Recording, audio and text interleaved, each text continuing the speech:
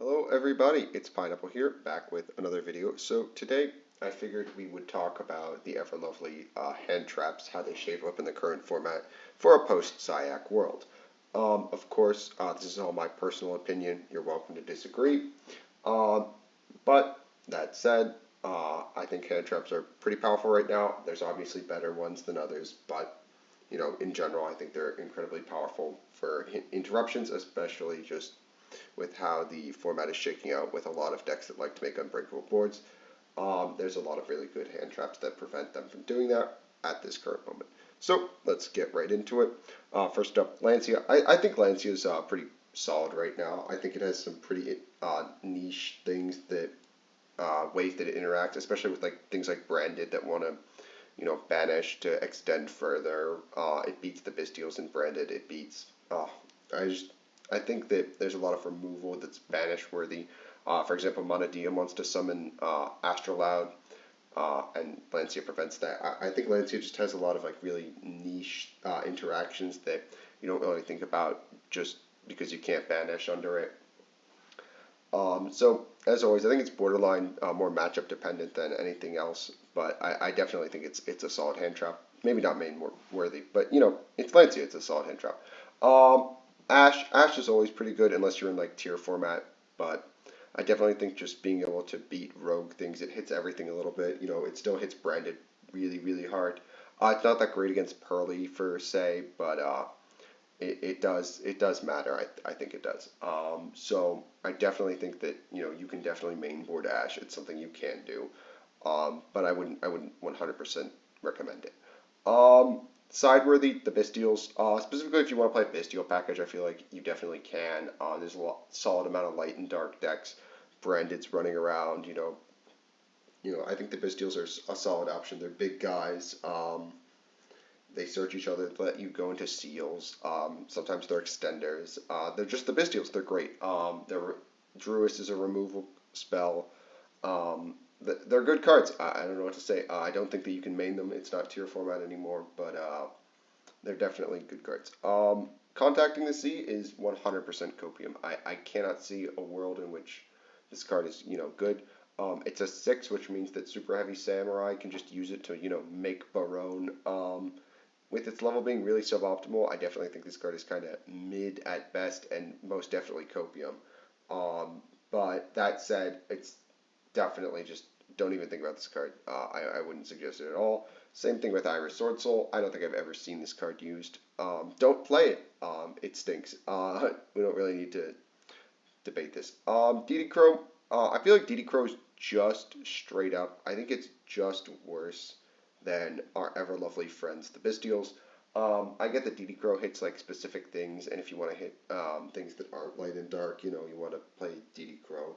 But I really don't think that Crow is playable right now. I don't think there's any deck that needs the graveyard so badly, or one card in the graveyard so badly that Crow is going to just end the game. Um, Shifter. Shifter's really good right now, especially with Pearly, preventing their spells from hitting the grave, forcing their discards to go get banished. Makes it harder to attach with Plump. If you can play Shifter, I think it's main worthy right now. It also just dumpsters things like Branded, Marine set, this like rogue stuff like that. Super Heavy Samurai struggles to play under it. It's Dimension Shifter. It's a really powerful floodgate. That said, you have to be able to play under it as well. So I can't put it in a must play. You got to play Shifter, but it's definitely a card that I think if you can play it, you should play it. It's Shifter. It's gonna win you games just on its own, just by stealing a turn. But for Droll, it's a must play. We are in a Droll format. Pretty much every top contender wants to add from their deck to their hand multiple times. Math Mech does. Super Heavy does. Pearly does. Even Branded probably wants to add to their hand 2, maybe 3 times. Especially if they're going for a Rindbrum play. But Droll is just such a must include.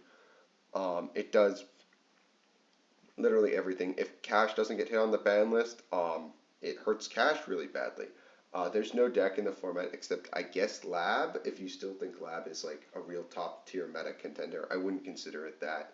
But I think you got to play Droll. I don't see a universe in which Droll is not, just everywhere. This format could suck a lot because Droll is going to be everywhere, and I do think it will be. Effect Valor. I think Valor has some weird applications just because it is a level 1 like monster and not a spell trap like Imperm, which means it has like small world applications in like exactly Mathmech. But I don't think that Valor is better than Imperm in the sense that Imperm can be used, offensively to like negate pieces of an opponent's board on your turn. And additionally, like Imperm doesn't turn on things like Tactics and Thrust. But I definitely think that I see potential in Valor. It's a level 1 tuner. That matters. It being a monster for small world matters.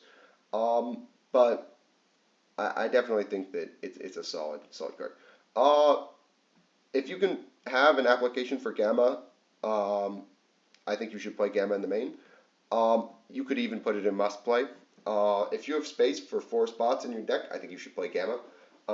In a world where Droll exists and you want to play some generic searchers like Reinforcements of the Army, Terraforming, etc., etc., just having Gamma to beat, Droll and Lockbird, having Gamma to beat Ogre, just it's Gamma. I don't really know what to say. It beats other hand traps, and that's enough sometimes. It's Gamma. It's just an unbelievable card.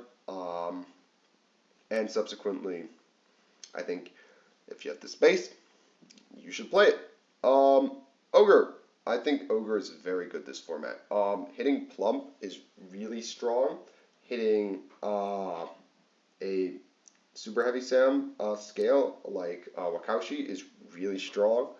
I think Ogre's just in a really good spot right now where, destroying a card so that, can't really resolve its effect is just a very, powerful effect right now.